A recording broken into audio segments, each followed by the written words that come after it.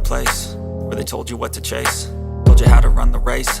Every move was on the page, but I didn't like their way. Had to fight and misbehave, had to find a way to change, had to leave to find my way. Caught up in a daydream, I beat my mind up there almost daily. It's how I pass time, no opinions safely. It's how I understand what I want in this place, see. Cause everybody wanna tell you bad things, what could go wrong, what fame brings. But success is a finicky thing, and if you ain't sure, no, it'll never be. I don't wanna let myself down, myself down. I don't wanna let myself down, myself down.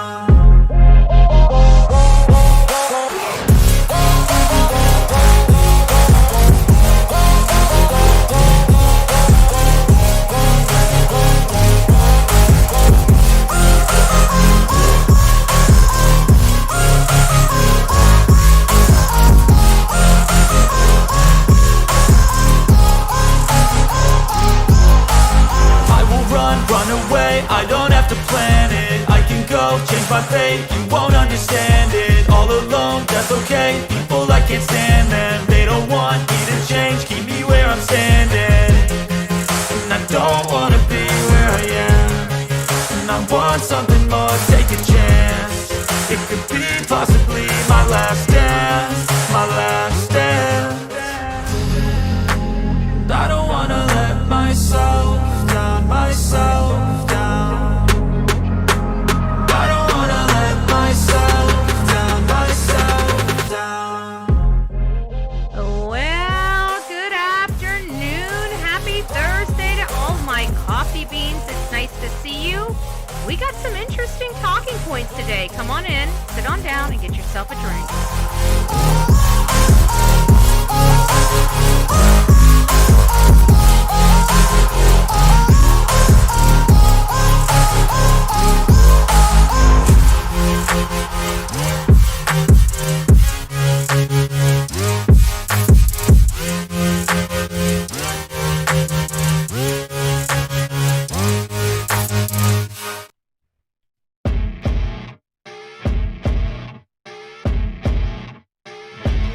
As you wake up in the morning, you want to find the latest, greatest information about criminal cases and have an intuitive conversation about the suspects associated with these cases. Head over to the Bullhorn Betty channel on YouTube.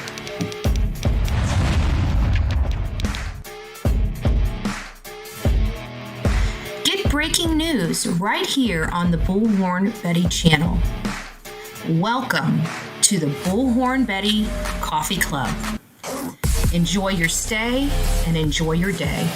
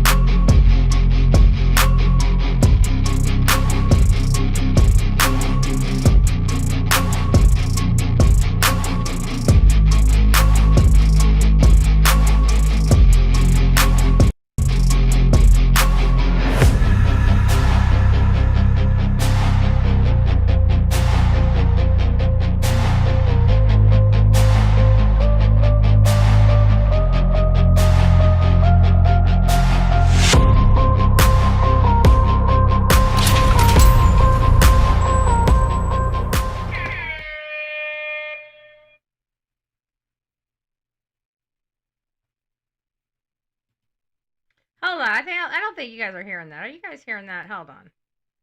I don't think you guys are hearing. There we go. Hold on. Let's try that again. I think you guys need to see that again. I don't think you guys have been getting the full effects. There we go. It's not just up there to look pretty. It's supposed to have sound. Well, I'll be. Well, howdy. Howdy, my beautiful peeps. It's nice to see you. I'm Bullhorn Betty. If you don't don't know who I am, I'm the crazy lady with the bullhorn. You don't want me showing up at your property. We bring the recliner. We bring the recliner. We kick our feet up and we stay a little while. It is so nice to see you guys. We have an interesting talking point today. And this is brought to you courtesy by your BFF truly, Ashley Banfield. That is correct. Ashley Banfield and BHB, you're kind of hugging and a kissing today. Mwah! Hold on, let me do it. Oh, that's a slap. I think that's a Freudian slip.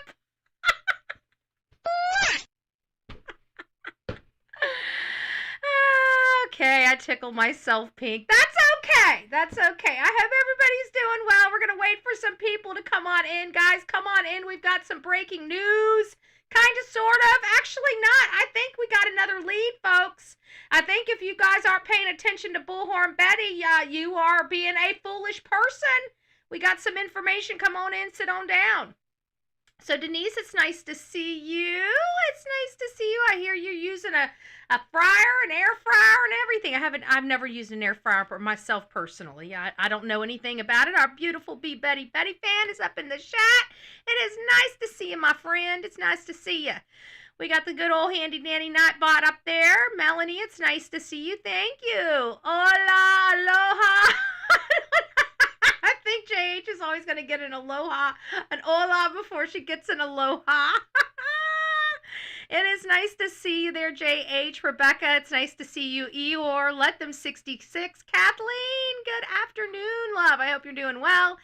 Trust the process. It's nice to see you. Grave Crime with Grace. Did you get the pins? The question is, did you get the pins? Drum roll, please. Oh, we don't even have the drum roll. What the hell? Don't even have the drum rolls up. Where the hell's my drum rolls? There it is. Do we have the pins?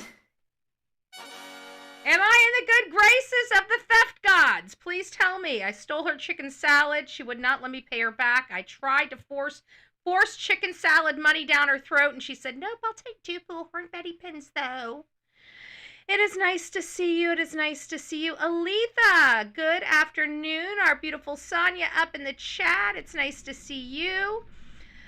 Marissa, good afternoon. It's nice to see you, Love Bug. I hope you are doing well. And this thing just really popped up on me for some reason. I'm not sure where I was just at. I think I was at Stacks. It's nice to see you. Whoop, whoop.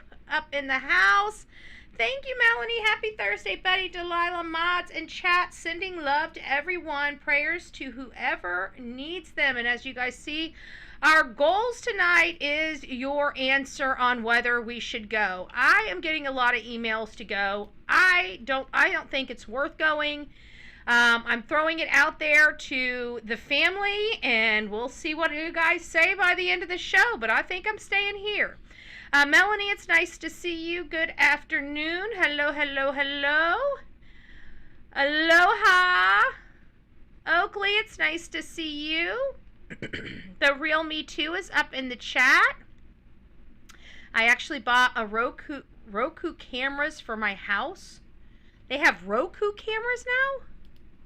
They got Roku cameras? That's interesting. That's an interesting little tidbit. It's nice to see you. Who else am I missing? I feel like I just skimmed over a whole bunch of people, but I don't see a whole bunch of people that I skimmed over. So if I missed you, I am sorry. Keith, it's nice to see you. I think I got just about everybody. Stole chicken salad money. I did. No, I didn't steal her money. I stole her chicken salad, and then I tried to give her the money, and she refused to take the money. But she commandeered 2 pins. But the problem is the 2 pins she commandeered, she decided to mail them to her. So I had to mail them to her, which is, it's an even trade. Kind of, sort of. I feel like I got the better end of it.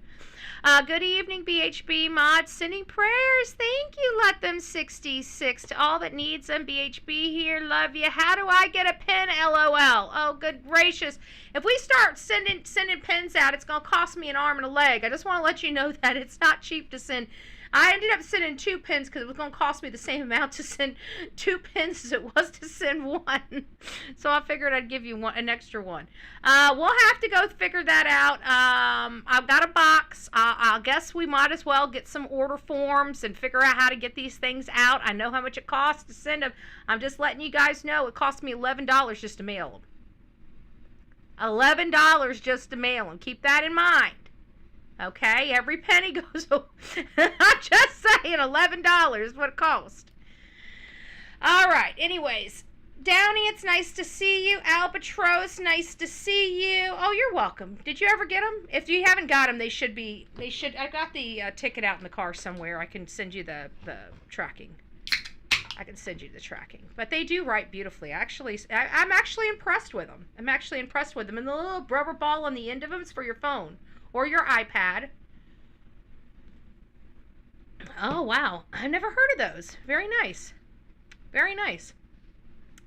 It is getting crazy. I'm sorry, because it's fat. It's not flat, So they make you get the little padded envelopes. You got to pay for the padded envelope. Oh, I forgot to even add that in there. The padded envelopes. The padded envelopes is another $2.09 on top of it. So, I mean, you're kind of screwed. You got to buy the padded envelope. You got to buy the... I don't know how Sonia does it. Bless you, Sonia. Bless you, Sonia. Remind me, I'll tell you a secret to get cheaper on shipping. Okay, well, I may have to reach out to Sonia. We might... stay tuned. Let them 66. Stay tuned. But I think we can do something for you, babe. All right. So... guys, we've got a case here where we're dealing with an 84-year-old grandmother that disappeared from her home. And we've never heard or seen from her again. We kind of don't know what we're dealing with here when it comes to Nancy Guthrie. Are we dealing with a robbery gone wrong? Are we dealing with a situation where this was an SA or an R type of situation and the person... And I know you guys don't want to talk about that or think about that, but did you guys go and check the X.com and put, 94-year-old R woman and see that young buck that's arrested for assaulting that 94-year-old woman? Okay? So the idea that this doesn't happen is completely ludicrous. Because it's not really for these people that go in there and assault women, any woman, whether they're young kids, or elderly women. It's not about the actual gratification. It's the control. It's the power that you have over that person that gets that person excited. Okay, so it's a different type of situation all around. Could it be something like that?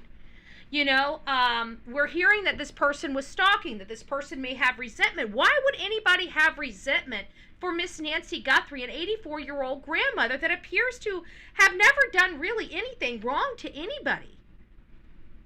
Well, maybe, just maybe, the other lady we're going to talk about, this Nancy, the tale of two Nancys.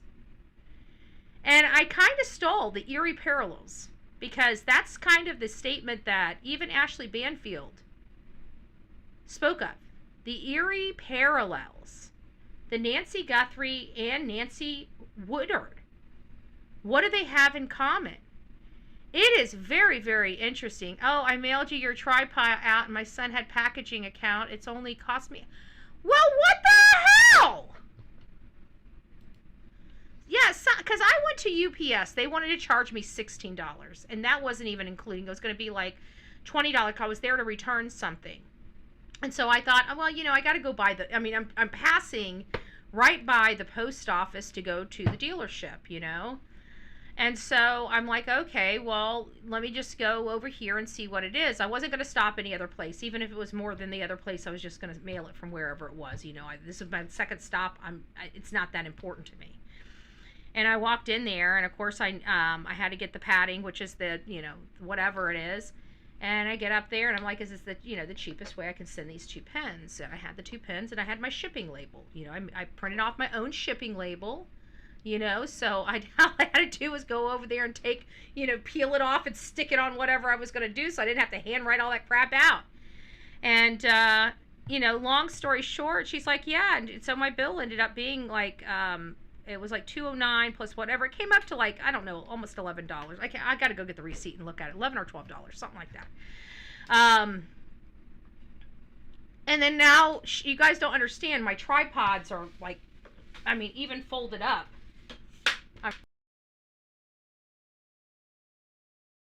Even folded up, you're not talking about, hopefully this doesn't rip, this doesn't down, this is on the same thing that I remember when we downed our whole entire show the other day. I was playing with something like this when I downed our show, so maybe I should quit screwing around with the technology here in the office right now until we're done with the show. Maybe, just maybe, you leave it to me, we're gonna have a freaking down show. Oh, good gracious. Okay. So getting through all of that, I don't know how I went up there and asked them. That's my first mistake. I guess me asking the people at the register what it is, but I digress. Hello, handsome man. It's nice to see you. Any update on Nancy Guthrie? We're getting to it. We're wondering if maybe Nancy Woodard's case might enlighten us on potentially what has happened to Nancy Guthrie. So this is going to take us to Ashley Banfield. Ashley Banfield is kind of going to be the first person we put up on the channel here. She's kind of leading the hiccups. She's kind of leading the charge on this whole Nancy angle. So Nancy is a lady that was abducted, murdered, the assailant, her painter, the lady's painter, but they thought it was somebody closer to home. They thought it was somebody much closer to home, like we feel about Tommaso. And I'm just going to remind everybody, what was the most noticeable thing when we learned of Nancy Guthrie's home and her missing? What was the first lead that one of the neighbors spoke to Brian Enton about? Do you guys remember?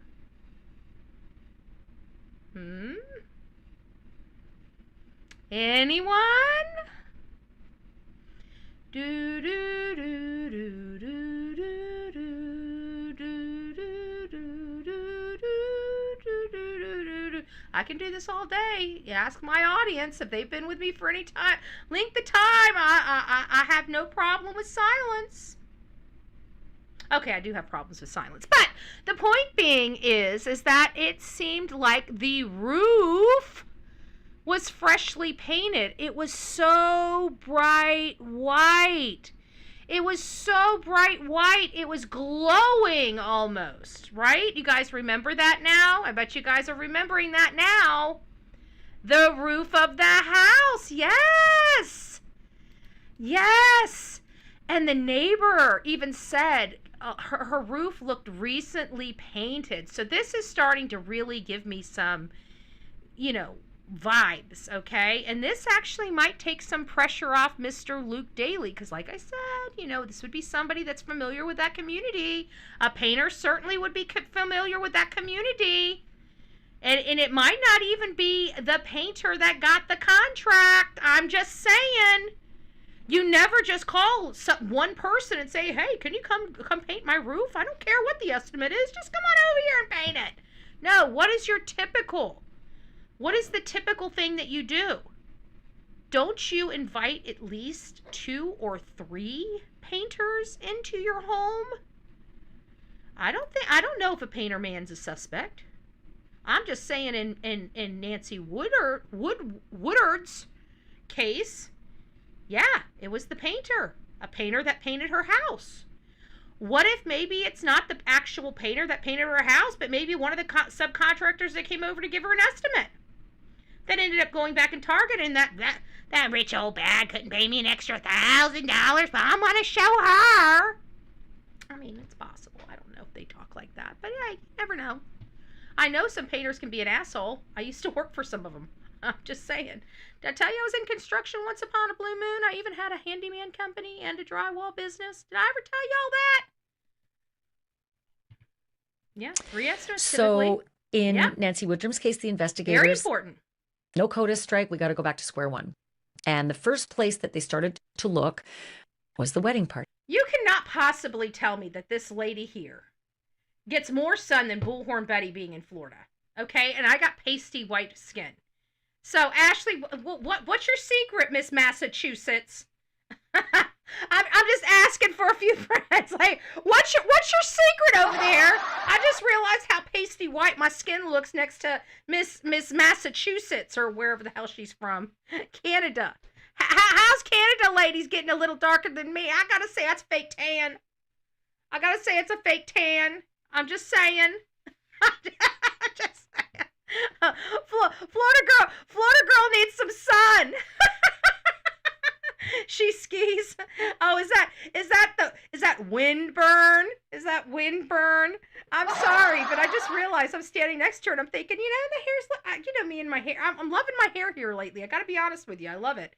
And by the way, Brenda, thank you. Oh, I got to tell you guys this. Brenda sent me a detangling comb or brush. She certainly did. You know what she said? She felt so bad for me because I had freaking dreadlocks in my hair coming back from Sebastian Rogers' case, where you don't believe me, but Karen and the real Me Too and Sonia are witnesses. There was just at one point I couldn't get the knots out. I just ripped the hair out. Freaking chunk of hair. Just like it was like a freaking, a dread. One day I had to do that every day. That wind out there and me being in all that, in that coat, it just took it and it just kept twisting and twisting and twisting. Is all it did all day long. When it came back, it was like a freaking ball. It was like a rat nest in my hair. Brenda, I just got it today. I'm going to use it. Thank you so very much. I appreciate it. And I looked it up, and that's the kind of brush that is good for my hair. So thank you. I appreciate you. Oh, wrong button. They're right next to each other. They're right next. Suntanned and new hairstyle. There you go. But I mean, come on. I even put some. I put my dark. I put my contour on. You can see my contour, and I still got paste. Look at that. I got some contour on here. And I'm still pasty white, man. I'm lathering up in the freaking dark, okay? And I'm gonna start highlighting. Hey, brown chicken, it's nice to see you. So I think I'm gonna start putting dark, and I'm gonna, instead of putting light, and then using the dark I think I'm gonna start highlighting instead of low lighting.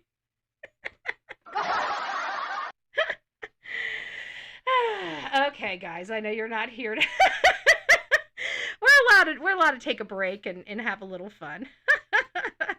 And BHB is living. I know, it's just embarrassing. Okay, how can Miss Canadian lady here be more tan than Floridian here, okay? I think I'm in the house entirely too much. We've got to get out of this house. I got to get some damn sun, damn it. I got to get some sun. That's all there is to it. All right, let's get back to it. So there's some interesting stuff she's got to say here. I'm going to let her go into this. She's got a little bit. We're going to take probably, I don't know, the first 5 or 10 minutes of this. Maybe it's a little bit longer, but that's it. Right? 24 people just showed up on Nancy Woodrum's property that night, suitcases in hand, right? They were all there the night that Nancy disappeared. Every single one of them had to be interviewed. Every single one of them had to be ruled out. And actually, that went pretty smoothly. But there was one guest in particular that drew the specific attention of the police. That guest initially told the investigators that he had decided to skip the rehearsal dinner on the Friday night. Instead, decided to remain behind at the house, which, of course, that would place him alone on the property with Nancy for several hours. So obviously that raised a lot of red flags. Now we're hearing the other similarities. Now we have somebody that was left on the loan. Now the Nancy she's talking about is the other Nancy. If you guys are just coming in here, we're talking about the two tales of Nancy. One is Nancy Woodrum. Nancy Woodrum, she lost her life years before, okay? And the similarities, though, from case to case is what is intriguing to me. And I gotta say, out of all the cases, Ashley Banfield selected probably one of the best comparison cases to this, because not only was this one lone guy almost the last person that saw this lady alive, right? He came under heavy fire and heavy scrutiny, much like Tommaso did, because he was the last one to see her. And come to find out, it was never him. So I'm going to let her keep going, but I'm going to keep stopping just to make sure you guys understand. And as the new people come in, guys, don't forget to hit that thumbs up button. But Ashley Banfield, again, pulling this out, this Nancy, the tale of two Nancys, Nancy Guthrie and Nancy Woodrum. I kept saying Woodruff. Woodrum is the name. Nancy Woodrum. Thanks. And the detectives hauled him in for questioning, right? And clearly he was uncomfortable. When they pressed him on his timeline, he did something that stunned the police. He had his wife come in, and she had a bunch of pictures from the rehearsal dinner. And wouldn't you know it, they're time-stamped, and he's in them.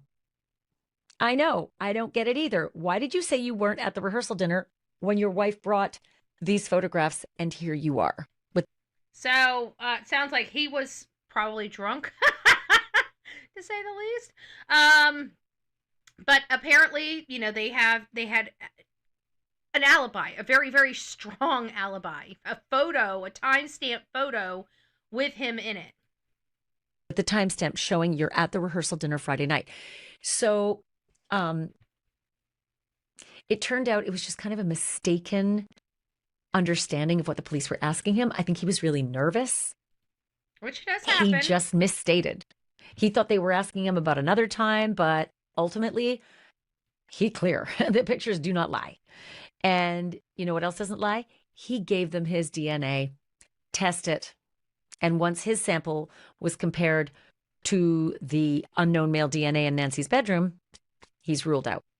He's not the guy. So over time, each and every one of these wedding guests is ruled out as well, one by one. But if not these wedding guests, who is it? Who did this? Right?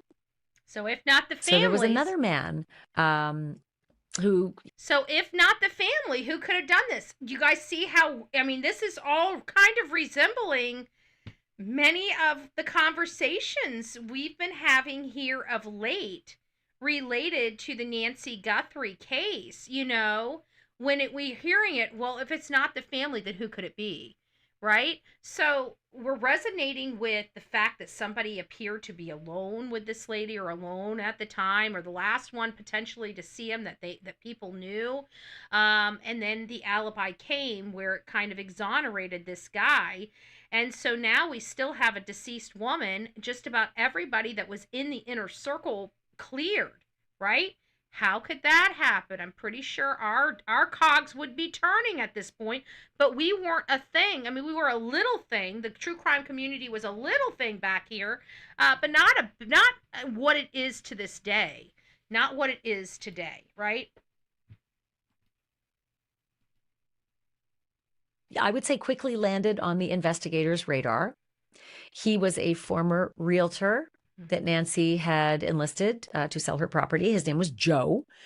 He was the listing agent, right, for the ranch. And this property was no small deal. It was like around $2 million. So it was a big commission. So, there were some rumors. This is bringing us down another avenue of lead generation, because somebody did say, I have not looked into this aspect of the case yet personally. So I can't say that this is a fact. This is only rumor. It's only rumor that I've heard one time, not multiple times. And it's about the possibility of Nancy Guthrie listing her house for sale. So maybe if not the painter, maybe the realtor. Just saying, we have you see how this is going? Where now we have multiple people of interest that we can talk about. That he would get if he could, sell this house. But something just didn't go right. Nancy eventually parted ways with Joe. cut him from the deal. And the detectives were told that Joe was really pissed, like fuming about this, furious. And people close to Nancy said that Joe had been demanding payment for all the work that he had done to try to sell Nancy's home. Can't do that. Some people even described Joe as, well, his behavior was threatening, they said. So this obviously sounded like it would be a hell of a break for the detectives. You got a guy who's pissed off. He lost a bunch of money. He's known from Nancy's friends to have argued and threatened her. And she disappears from her bed in the middle of the night. So law enforcement move in the middle of the night. And they decide to give Joe a very close once-over. But despite all of the tension that Nancy and Joe displayed, right? Despite the eyewitnesses who saw them arguing, Joe's timeline did not place him anywhere near Nancy at the time that she disappeared. Lucky for Joe, he'd actually been out on a trail ride with a big group of people, horseback riding. And so he literally had an alibi that could be confirmed with a big group of people all out riding horses. So while we don't know what the alibis of the people that have been cleared by law enforcement, people have been cleared because they have been able to prove that there's no possibility that they could be associated or attributed with this particular crime. And even though this case has been solved, the person has gone to court, we now know the ending of at least Nancy Woodrum's story. We don't know the ending to Nancy Guthrie's story. Could this help us determine that? The answer is yes. I think it could. It's already opening up 2 new lead sources for us. A potential realtor if she tried to sell her home.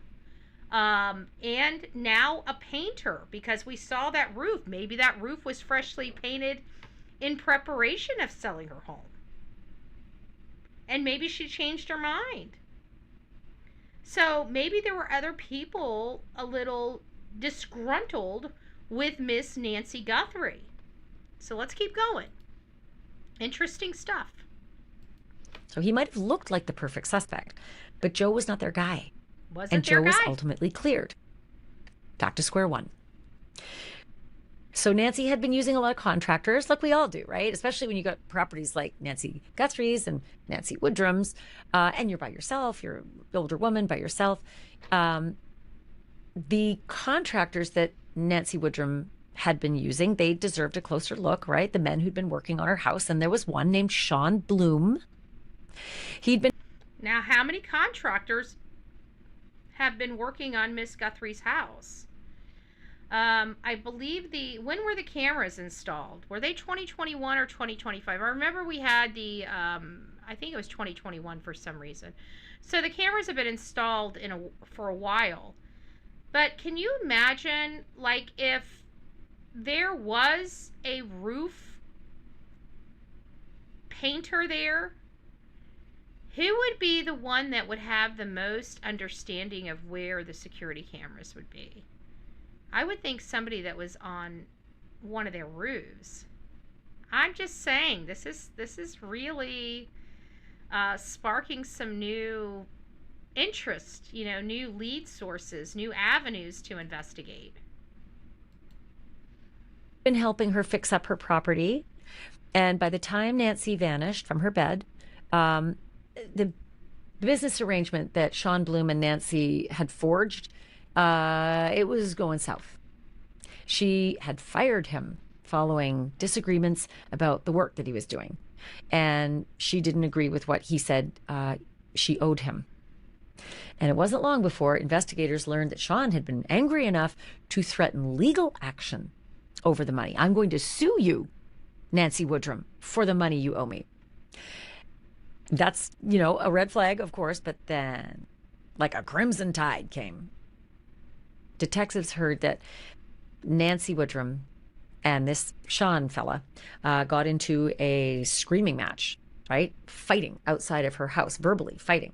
And contractors were nearby, and they could all hear, many of them could hear what was going on. And one of those Is there anything that could have happened back in 2025, middle to the end of 2025, where Nancy got into a disagreement with a contractor?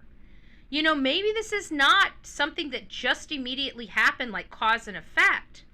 But is it possible that she got into this altercation with one of her service providers? I'm on a Coke Zero. Now I got my cherry Coke. I got my cherry. I gotta have my cherry. Cherry for a cherry. No, I'm just joking. I should stop. It just makes you wonder.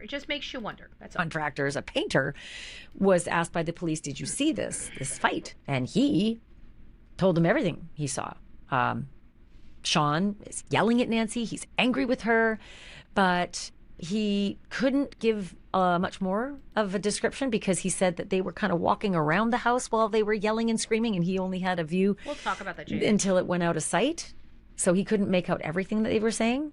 But, I mean, talk about a red-hot poker of a lead in this case, right? So, of course, this guy, he needed his DNA tested, right? And Sean Bloom gave them his DNA. And they tested it against the sample that was found on Nancy's pillow, and the results were clear. He wasn't the guy. Sean Bloom was not the guy. Not the guy in Nancy Woodrum's bedroom. And he was cleared. Nobody's talked about items removed out of her house. Nobody's talked about what did they take out of Nancy's house that could be tested. Where was the DNA that they have located inside that house? Very interesting stuff. Back to square one. I know, I'm exhausted. Back to square one. And I keep wondering if this is what's happening at all behind the scenes in Nancy Guthrie. Do they have somebody and then they run it all down and they clear them, but they don't tell us, and they have somebody and they run it all down and they clear them? Sure, we've seen a few people, right? Some raids. We've seen them clear the family. Yep. Verbally. Yep. But as the Nancy Woodrum investigation kept going, the detectives had to contend with another very uncomfortable possibility that maybe somebody in Nancy's own family might have been involved, right? She had a $2 million house. There's financial incentives. Some families don't get on well. Exactly what we're talking about here. And you're going to hear a little bit more about that in a minute. Because they looked at Nancy Woodrum's son, a guy named Chad. And they soon learned, investigators, that Nancy's relationship with her son was not good. In fact, it had been in trouble for years. They had reportedly been estranged for 5 years. 5 years. And yet, Chad, Nancy's son, was the last person known to have had contact with Nancy. And the phone records showed that Nancy had texted her son, Chad, the very evening that she disappeared. So, yes, investigators are going to pay Chad a call. So, talk about a coincidence. I want to remind you guys this because she has been estranged from her son for 5 years, and this particular night, before she disappears, she reaches out. How ironic. How ironic. Very coincidental, and we would never believe that was just a coincidence. But they went down that avenue. They definitely looked at the son. And not the guy. To say that their spidey senses started tingling would be an understatement, because when the detectives tried to speak with Nancy's son, Chad, estranged son, Chad, his demeanor was way off. He was angry. He was distant. He was intransigent. He was not going to cooperate with them. And then this Chad fella, the son of Nancy, who's missing, right? And they are hoping not dead, but it is not looking good. And the weeks are, stacking up in this investigation. Chad did something that they absolutely did not see coming. He flat out refused the police when they asked him to provide them with a DNA sample. Can you think that one through? Chad, your mother is missing. We have bloody bedding and bloody clothes on the highway down from her house. There's a scene of the crime in her bedroom. We'd like to at least eliminate you. Help us. I don't know. Yeah, somebody's being an a-hole. Sometimes you have to deal with that, and you got to be able to look look past that. Help you? Help us find your mother? Honestly, the police at this point, with this guy saying, nope, you're not getting my DNA. Nope. They figure they've got their guy. They've got their suspect. It's a $2 million house here. He would, right? There's a financial angle there. He might stand to have some gain on that $2 million house. Can't ignore that. If Nancy's dead, that's what we're maybe looking that at sale in the Guthrie case. would be divided up between his sister and him. So that could be at least $1 million each, and who knows what else Nancy had. And that's exactly what many of you guys have, your perspective has been. Again, eerily similar. Of all the cases that could have been told for this segment, this is the most apple to apple type case. The ages are a little different, but the history. The disgruntledness between the siblings, the son and stuff like that. They're not.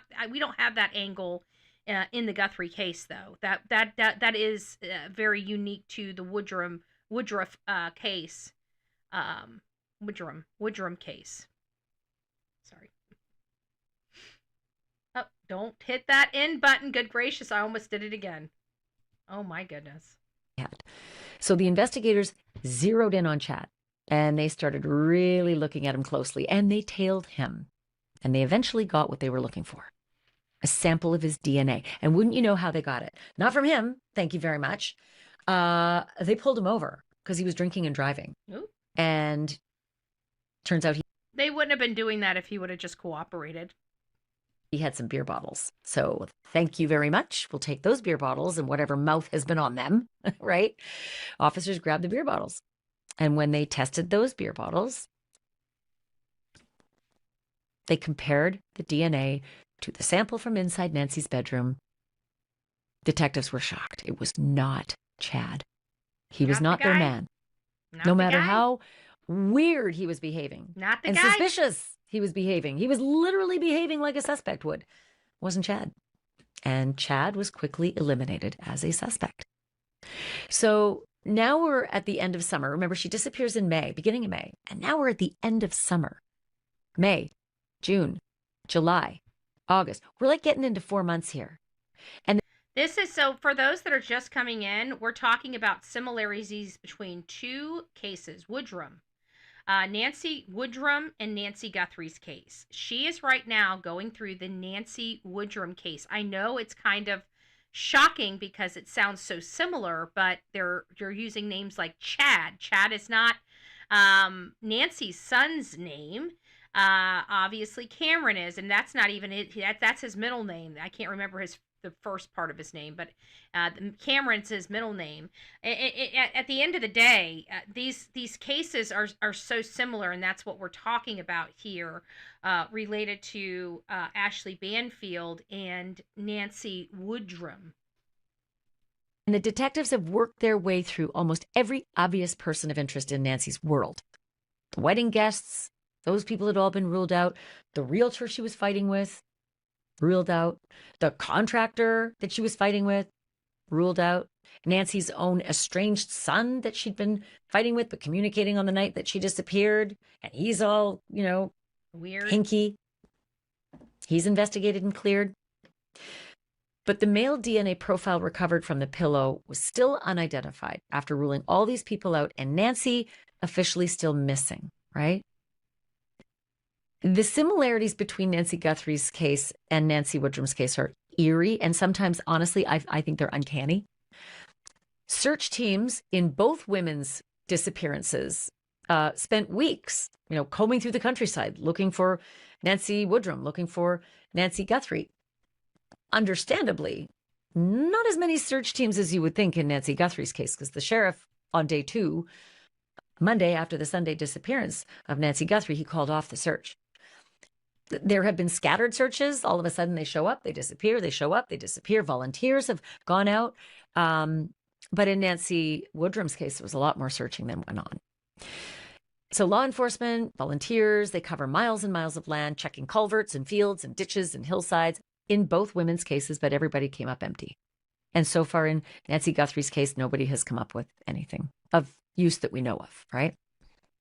And as the case continues to drag on, in Nancy Woodrum's case, without answers, fear starts to settle over this like whole community, because as much as they did know, all the people they were ruling out, there was so much they didn't know, right? Especially one terrifying fact. Whoever did this to Nancy Woodrum was still out there, and he could still strike again.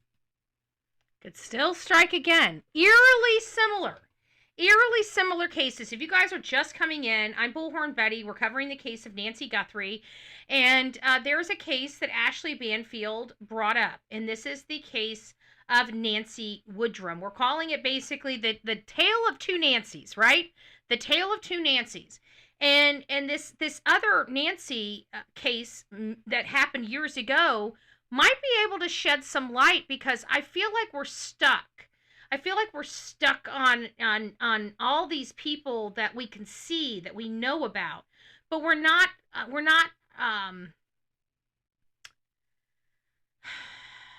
looking past it. We're not going outside the box. I think this is forcing us outside the box. I think this comparison to Nancy Woodrum is forcing us outside the box, because we're so fixated on Tommaso. We're so fixated on that. This is having the same thing. This is where a guy was actually alone, thinking that person was the last person to see this Nancy Woodrum alive, and come to find out it wasn't. And as she's working this, and as you're finding out, they had a wedding party there that was in contact with her. They cleared all them. They cleared her wayward son, Chad. They cleared the realtor she had been fighting with. They cleared this contractor that was threatening to sue her, and all these people that was disgruntled with Nancy Woodrum been cleared one after the other. All the people that were obvious, all the people that would have fit in this statistical anomaly, cleared. As if we're at square one. It feels, I mean, the way it's being expressed and explained here feels a lot of like what we've been feeling with the Nancy Guthrie case. And then we're finding out in this case here, it was a painter. It was a contractor on her property. And then it just like this light bulb goes off on the top of my head. And I'm like, oh my gosh. I remember the neighbor coming out and acknowledging that Nancy's roof was painted. What if, and we knew that she made sure that law enforcement had that information, so they would have had to look into her history to find that painter. But even if they cleared the painter, or they went through the painter or his staff, there may have been other people that came over to her house to give her a quote. There may have been another person that wanted that job, that needed that job, that didn't get that job. So this is interesting. The Air Force general, this woman, they get the perpetrator. I'm hoping that they do, but we do have some things to look at here, because again, she's not the only missing elderly lady out there,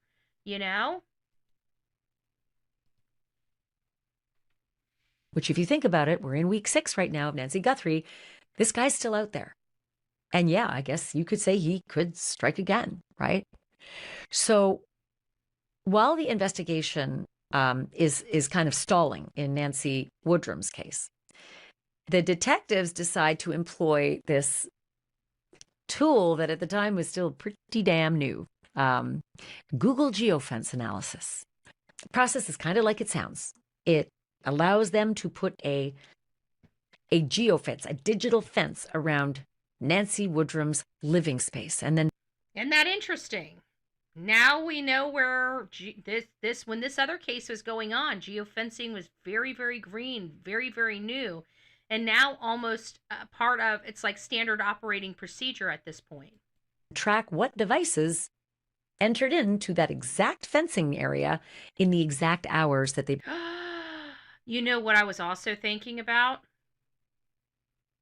What if the perp was using that? You know, we were hearing about the invisible car. We talked about it last night, where that machine that could potentially be in his pocket that they think may be a jammer, a signal jammer. We believe it may be a walkie-talkie. But if it is a signal jammer, and it's to be on his person, maybe he's walking around with the signal jammer so nobody can track his movements.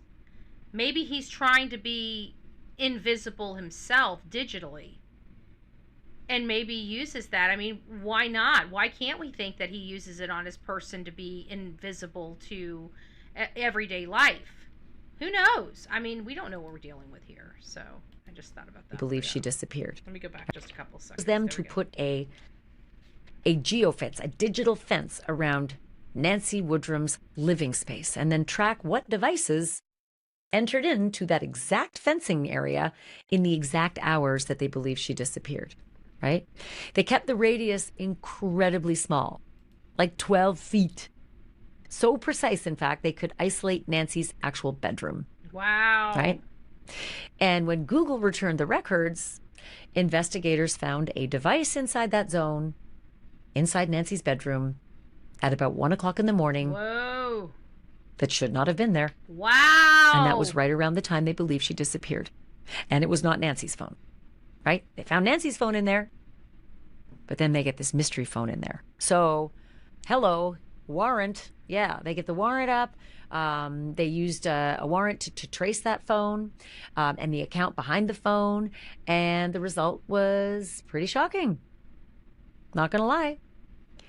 The device belonged to a man named Carlo Fuentes. C-A-R-L-O. Carlo. There he is. Carlo Fuentes. Carlo was that very friendly painter who'd been working on Nancy's property. You remember the guy, the painter who'd been so helpful when police were questioning him months earlier, and he had told them, at least one detective, he told them that he'd seen that contractor, Sean Bloom, the angry contractor. The one she got in a fight with. So this guy went from witness, because he witnessed this altercation, into the lead suspect. So, who all have they spoke to? How creepy would it be that maybe somebody they spoke to as a witness is the person behind Nancy Guthrie's disappearance? I mean, come on. Just saying. Just saying. This has kind of got your spidey senses going, does it not? Mm-hmm. It does. It certainly does.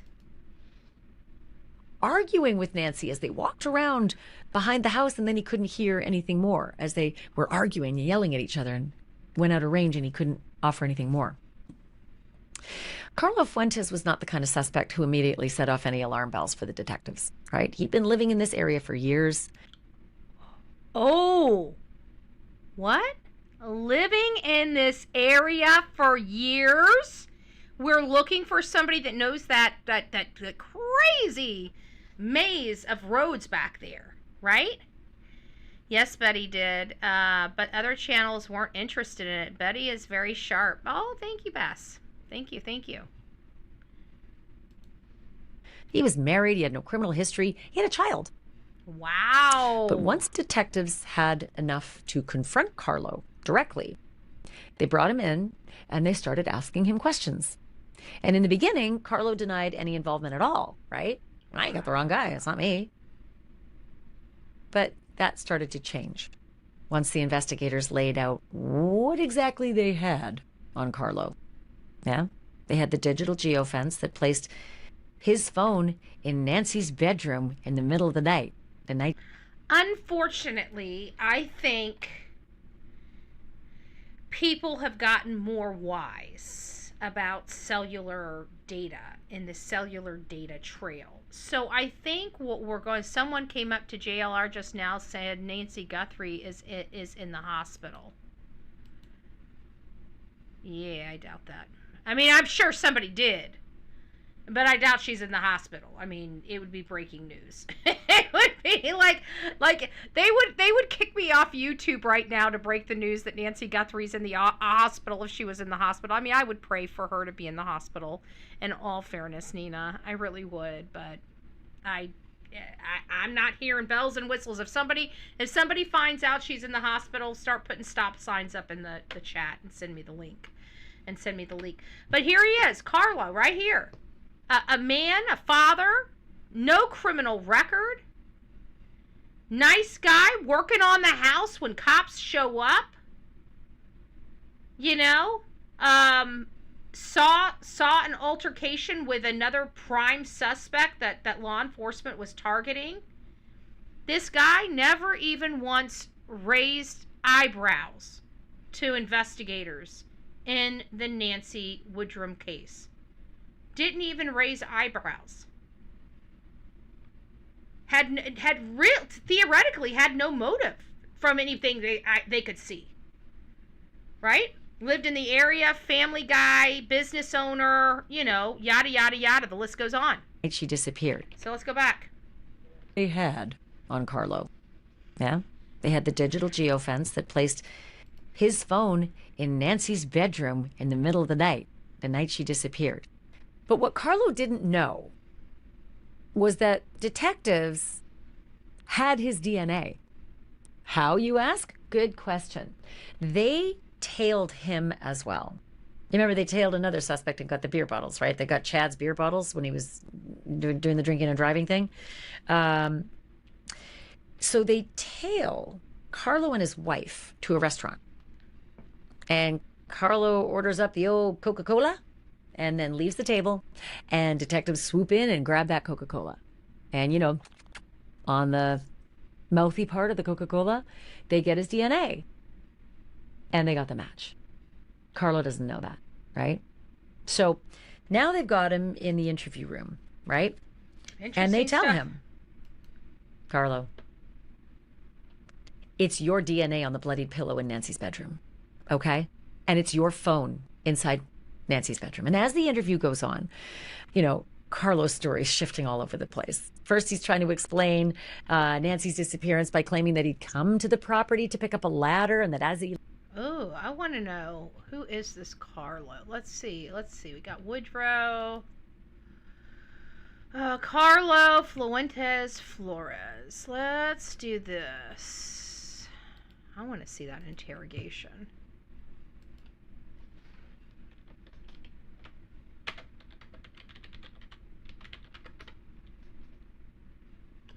Oh, guys, we got his... Is that 20 hours?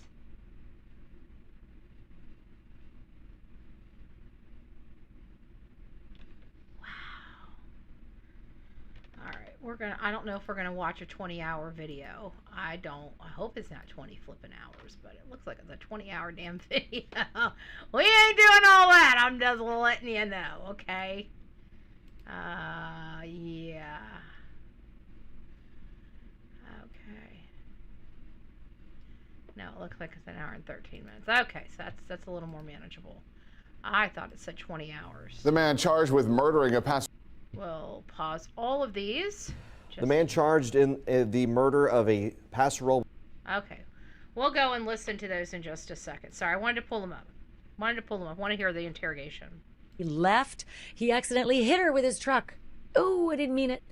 But, you know, none of the forensics match up with that bullshit. Okay, let's go back. We just got way Nancy's off track. bedroom. And as the interview goes on, you know, Carlo's story is shifting all over the place. First, he's trying to explain Nancy's disappearance by claiming that he'd come to the property to pick up a ladder, and that as he left, he accidentally hit her with his truck.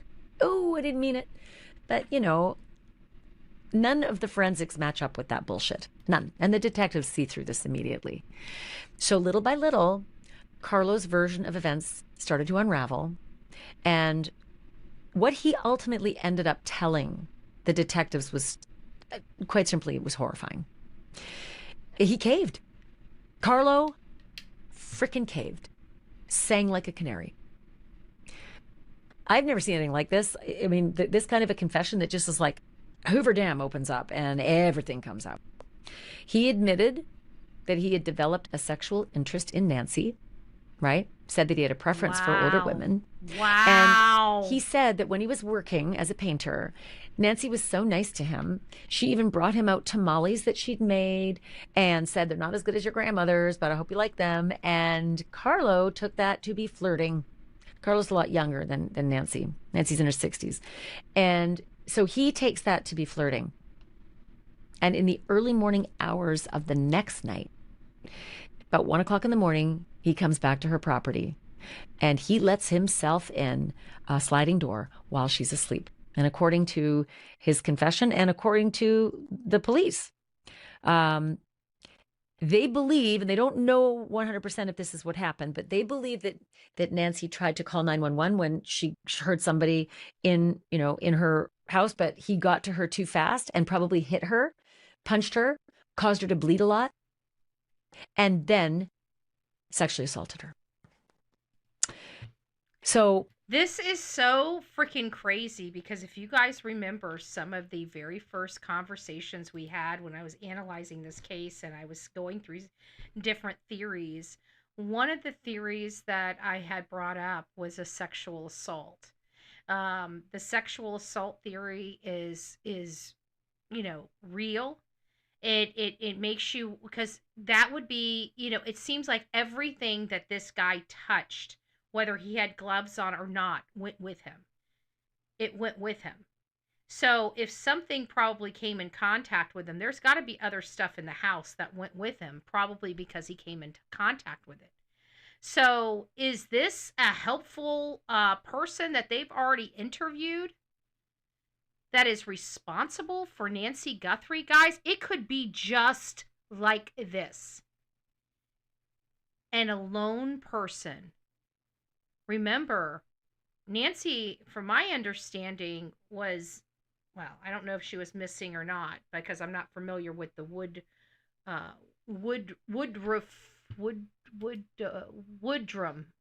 case. I'm not familiar with the Woodrum case. I'm just now getting familiar with it. At the point now, Carlo realizes that Nancy has seen him and knows him and can identify him. And that is when he made a decision that his attack, his rape, that's what he wanted, right? It had to turn deadly. We don't know if he went there that night to rape and kill her, or if he thought somehow he was going to be able to rape her without him seeing her, without her seeing him. But one thing I can tell you is that on his way to her house that night, 1 o'clock in the morning, mysteriously, Carlo stopped at a church in a strip mall. He stopped at a church and he got out and he spent 20 minutes at that church. Wow, that's creepy. 20 minutes. And then got back in the car and went right to Nancy's. So you got to ask yourself, what's he doing in that 20 minutes? Because the assumption by the police is he's wondering if he's going to go through with it. I don't know if he's asking for forgiveness in advance. I don't know. Wow. But he went through with it. So now he has sexually assaulted this elderly woman in her bed. And I know you're probably thinking, that is insane. It's not. It happens a lot. Told you. Geriatric rape is not Told you. uncommon. It happens. And a lot of the... That is what I've been trying to tell you guys. It happens more than you would like to think. You would think that, our elderly are, they're when we think of elder crime, the one thing we really don't very rarely think about is, SA of elderly people, but it's actually more common, like I had previously stated, than you would like to imagine. Because you think of when you think of elder crime, you think of everything but that, almost. And it's sad because it is a lot higher than we have the appetite to understand. The men that do it are in their 20s. It is a sick fetish, and they do it. Also, older women, geriatric victims fight back less. So it's easier, just like children, sick people who think children are easy. Like I said, it doesn't assault. Have Same thing have a whole, with geriatric. it doesn't have a whole lot to do with the it has to do with the domination, the power, the godlike. That's what it has to do with people that have to essay and are people. He is now in a predicament where she's seen him.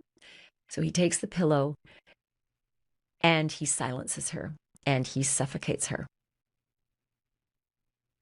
after he sexually assaulted her in her own bed. And then he wraps Nancy's body, Nancy Woodrum's body, in her own bedding. And he hoists her up onto his shoulder, like over his shoulder, like a sack of potatoes, right? And he... Guys!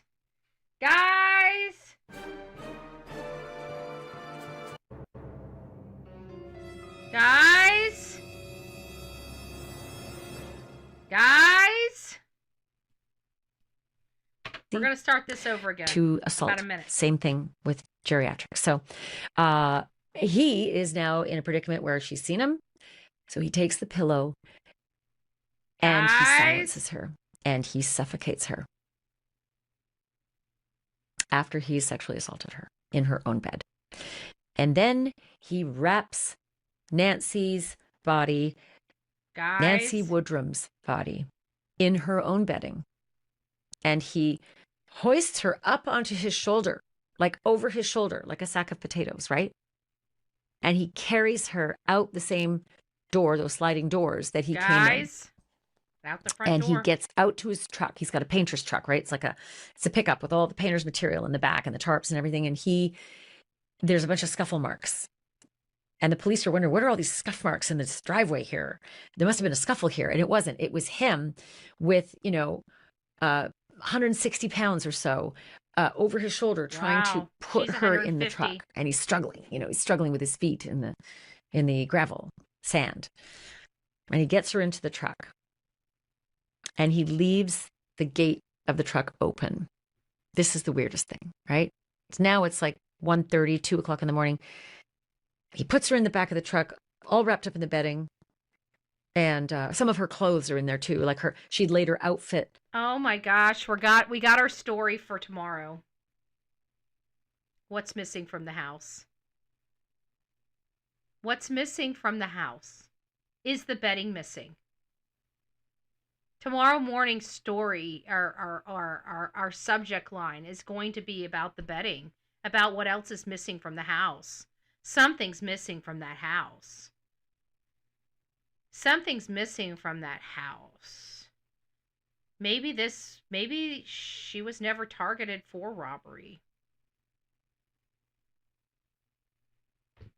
I don't know, guys. This is pretty compelling. For the next day on the bed, and she had her pajamas on as well. And so those clothes ended up in the bedding, and now they're in the back of the truck.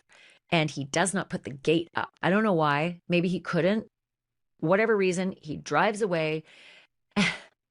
And Nancy Woodrum's body is in the back of the truck. I suppose you could say it looked like a painter's mess in the back, right? So people driving behind him might not think anything. Wouldn't think anything. But there's clearly visible all this bedding wrapped up and amidst all the painting equipment. And then he drives upwards of 60 miles with her in the back of his pickup truck with the gate open. And so a lot of the bedding flies out the back, and some of the clothes, her bloody bedding clothes fly out the back. And he is driving at 2, 3 o'clock in the morning, upwards of 60 miles away to something called the Carrizo Plains. 60 miles away. I'm with you. It just defies everything. All right, guys. There it is. Is your mind blown? Or what? I don't know. Let's find out if she was ever found. Was Nancy... why do I always... Woodrum. I don't know why I can't seem to get that. Nancy...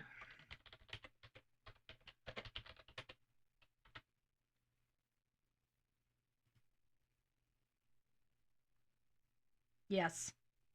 December 2018, in a secluded area off eastern San Luis Obispo County. I remember we've been in this county before, and I remember because I never say this stuff right. So she was a 62-year-old woman. Wow. I mean that was so similar to a lot of the issues we're having with this case. Like I feel like now it's somebody that's worked for her.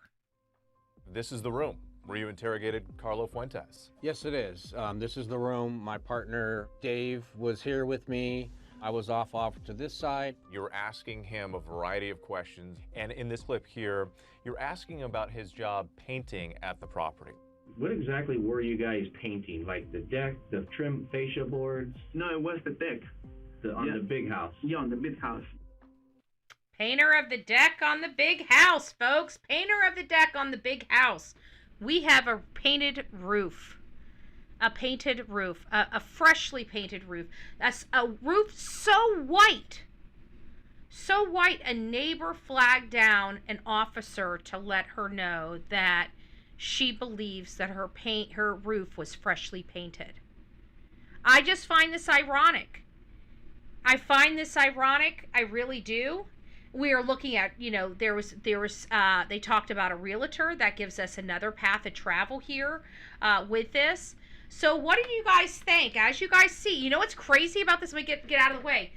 Even though they're about 20 years apart, look how similar their faces are, though. That was the most creepy of all of this, is how I thought how similar Nancy Woodrum and Nancy Guthrie look. They, in my opinion, they could be family.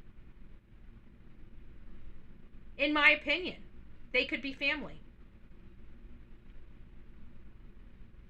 I found this very fascinating. I heard there is a 5-year-old missing as well in Arizona. Wow. Wow. I wish it wasn't so damn expensive to get out to Arizona. I mean, if we, that's why I put out here, which I didn't really have a whole lot of responses from anybody in the audience tonight, whether to go out, should we go or not. We got our prayer warriors here. God bless you guys. Thank you so much for that, by the way. But at the end of the day, it doesn't appear that we're going to be going out to Arizona, because the Arizona trip, I've already priced it out, is going to be about $2,500 for a week. That's a lot of money. I mean, it's a lot of money. And so if we're going out there, that money has to be raised. And that's just all there is to it. So either way, it doesn't look like we're going to be making it out to Arizona, even if that child is missing. I wish I would have pulled the trigger and went out to Arizona sooner. If we would have gotten out there sooner, I feel like we would have had a lot more information. We wouldn't be so far behind the 8 ball. Now people are tired. They're in fatigue. It's going to be harder to speak to the neighbors. It's going to be harder to speak to people about this case, because so many news organizations have already been in there. So many people have already been wanting to speak to them, and they've been avoiding them. And, they're just kind of hunkering down and stuff like that. Very early on in the case, the lady called JLR with the same thought. Yeah. And that's it. It's like we have a situation here where, I mean, look at over here, look at that roof. That's a bright white roof. And we've all, even from the very beginning of this case, I felt like this wasn't family. I felt like this was somebody that either knew from a distance or, something. I really feel like this is more, this feels more right to me. Okay, of where we should be looking and going with the Nancy Guthrie case. This right here, this stuff here, what we just learned in the Nancy Woodrum case is the juice, is really where I think our focus should be. And if people are out there, and I know I don't talk to anybody out there, but maybe some of you guys do, if people can start talking to the neighbors and seeing if anybody was at this house in the months leading up to it, where seeing the white roof, did anybody ever see the painters there? Did anybody ever get the painter's name or see a van? You know, if anybody's out there and looking, or, you know, you guys have a contact to maybe some of the people that are out there looking, you know, please ask them, you know, ask them to talk to the neighbors, because this really does feel more like somebody that came into Nancy's life. Okay, it doesn't feel like this, it feels personal that way, and I think that fits more with what I feel that this case is looking at. I never really got on board with the immediate family. I just didn't. It's because, you know, I think that their family reminds me so much of a lot of families that I know, where, you know, you have a successful sibling and stuff like that. You know, we have a farming community here, so we've got a lot of kids that had farming families that went off to become successful people. One that's a producer in Hollywood. You know, we have some people that generated from here, you know, so it's like you have some experiences with families that have money, and, you know, families that are left behind that don't make as much money, that take care of their aging family members and stuff like that. I've seen this before, and I never heard of violence being in the home. So it's not that it was so far-fetched. We know that, you know, statistically it's more going to be somebody that you know than anybody else. But statistically, a painter would be somebody she knows. Somebody that worked on her house would be somebody she knows. We can't eliminate that. Hey, Jekyll Hyde, it's nice to see you. I hope you're doing well. Just my opinion. Again, these are all just my opinions. Sometimes you guys may agree with them. Sometimes you may not. We are going to be discussing some other things in the morning. But one of the things that I think we're going to be discussing is what's missing from the house, as well as some other criminal, you know, some other possible leads on who could have done this, criminal outfits, criminal, you know, I'm ready to start thinking outside of the box. I'm ready to remove ourselves from the people, you know, like Luke Daly and stuff like that. Like he's on, you guys know how I feel about him, but there's no point in beating a dead horse. Everything that I have on Luke Daly is what I've already presented. Why I think he's ripe for our list has been presented to you guys already. So I don't think I need to keep re-presenting it. I mean, if we have to go back and refresh, that's one thing, but I don't feel that I need to you know, keep hitting that dead horse. But it's time to start looking down other paths, other avenues, such as painters, such as other people that have been on that property. They have come in contact with this lady. Again, you know, this 68-year-old woman made this guy, just did something kind to him, made him some food for lunch because he looked hot and he was working on her house, just being a kind neighbor. And he took that as, hey, break in my house and rape me. You see what I'm saying? Some people are really messed up in their head. And we as a society have to understand that, and we have to be very vigilant and cautious. And, you know, this is also some of the reasons why people are just assholes to people, right? They never want to be friendly with people. They never want to give them any kind of opinion or thing. You know, they just want to make sure there's no mixed messages, right? There's no mixed messages. Here you had a lovely lady that was just being kind to people. Like, how often do you see, most people are so rude to their contracts. Yeah, they're kind. Thank you, here's your check. But very rarely do you have very genuine people when you go and work for somebody that says, hey, I just made some tamales. Here's you a plate. If you don't need them now, take them home with you. You know, just kind people out there. And this was a kind woman, and she lost her life for being kind to one of her contractors. That's insanity. That's simply insanity. But there's my presentation, guys. How eerily how eerie this is. You know, we're 40 days in, and it's the tale of the two Nancys, and I got to give it to Ashley Banfield, because again, she couldn't have picked a more perfect and well-aligned case with what we're feeling and what we're seeing in the Nancy Guthrie case. So kudos to her for that. That was great reporting. It was great connecting. It was it gave us some talking points, some angles, and you know what? It's making my cogs twist again. I bet you it's making all of yours twist again. Now you're starting to think a little bit outside of that box and other things. So let's come back here tomorrow. Let's talk about this first thing in the morning. We will be rolling out. It's going to be Friday. So Friday's kind of our get it on day, right? Because we're going to be here all day long. This is going to be one of the days that we are just here. We're going to be hitting it all day. We've got other topics of conversation that we've got to incorporate. I know people are concerned about what's going on in Iran. We're hearing that there may be potential for people having drone strikes in California. It's a very scary time for our country.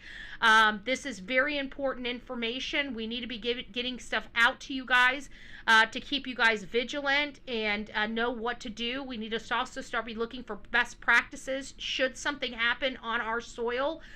Those conversations are going to be had. It's not going to be anything but educational. It's for everybody. If you guys would like to be here for that, we're going to start rolling some of that stuff out. I believe either Saturday or Sunday, most likely Sunday.